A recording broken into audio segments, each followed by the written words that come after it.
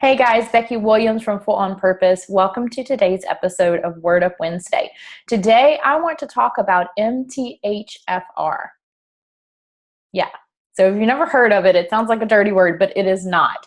I want you to think about something with me. Do you know of anyone who has ADHD, autism, depression, anxiety, autoimmune disorders, chronic pain, migraines, infertility, maybe a history of miscarriages, excuse me, fibromyalgia, chronic fatigue syndrome, any of those kind of things? Those have actually been linked to a disorder with the MTHFR.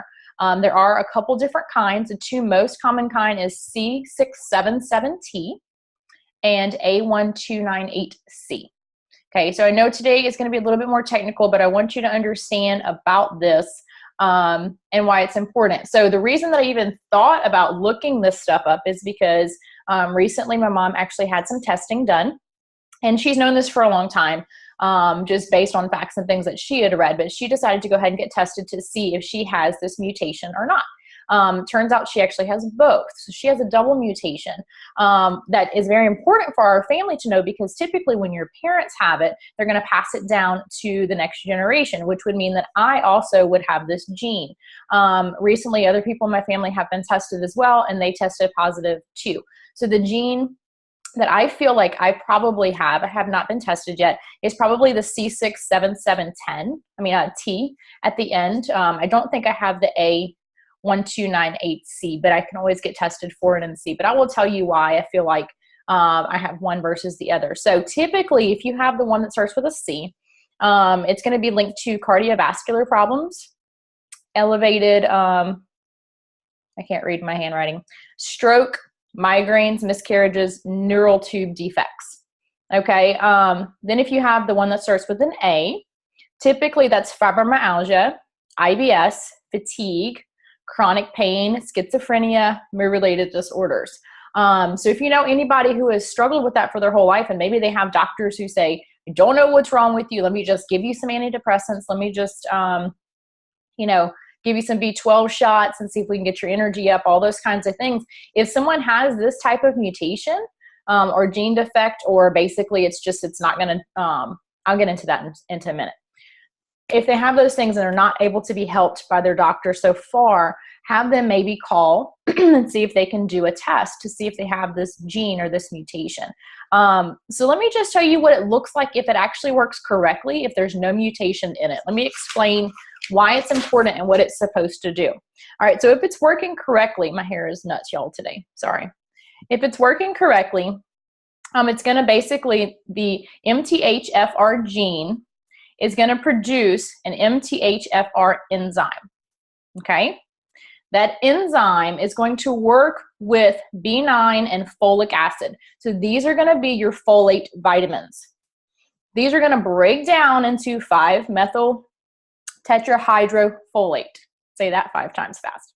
Okay? This is going to convert the amino acid homocysteine, into methionine. I know I'm butchering these names, y'all. Which helps to make proteins. It also utilizes antioxidants and helps the liver to produce fats. Processed fats, sorry. Also helps with depression and reducing inflammation, and also other hormone-producing actions. Okay, so this is like a super important thing that you need in your body, all right? Basically, this is now going to be converted in the liver to SAMe, not SAMe that you buy at the store. The SAMe is actually recurring in your body naturally, or it should be. SAMe is an anti-inflammatory. It's also great for immune system support, helps to produce serotonin, dopamine, and melatonin. Okay, so all of these are important. So think about all the things that I started with: not being able to sleep, not having your mood up and down and all kinds of stuff like that. All of those kinds of things are going to be related to some kind of issue going here with the MTHFR. So why have you not heard of it before? Or why does it seem like people are talking about it now, whereas past, 20 years you haven't heard about it? Well, in 2003, they did the Human Genome Project. And that's basically when they discovered that there's different mutations and different things with this. It's basically a transcript error. So whenever your DNA is copying, it's missing certain components whenever it copies. And part of that is what triggers all these other things. And it's directly linked to your energy levels and your enzyme levels. So what I want to do for you is for the next couple weeks, I'm going to actually be talking more about this. I'm going to cover, I already told you what it is, if it's supposed to be operating correctly, the types that it has, but how to know if you have it. Treatment possibilities, these would be according to Dan Purser, because I am not a medical professional. So I'm going to give you some information based on my research that I found. If you want to be ahead, or if you want to follow along with me, you can actually purchase his book, Dan Purser's book, on Amazon. I think it's called the 85%. What is it called? The 85% Solution. Yes. I think it's like $13. So I would go ahead and get that if you want to follow along. But also I'm going to talk about rearranging your diet so that if you do have MTHFR, that you will be able to eat things that are going to be helpful in your body instead of wreaking havoc. Think about folic acid. So if somebody is taking folic acid, maybe in a pill form, or you're eating, like, let's say you're a vegetarian or you're vegan, and you're eating tons and tons and tons of dark leafy green vegetables, like kale and stuff like that, there's lots of folic acid in it. Well, your body is not able to process it correctly. And so that's why you may have bloating, or you may have diarrhea, or just really feel bad. And you're thinking, okay, I'm eating healthy. Why am I not feeling better? This could be part of it. You may have this gene. And I'm not saying that if you have any of these diseases or symptoms or anything like that, that it's always linked to this.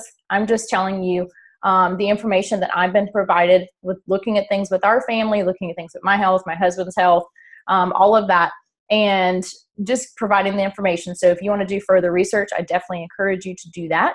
So join me next week on the Next Word Up Wednesday so that I can talk to you a little bit more about this thing, disorder, disease, miscalculation, copying problem, transcript error, whatever you want to call it, this issue, so that I can maybe help to give you a little more insight into it to help you figure out if you do have it.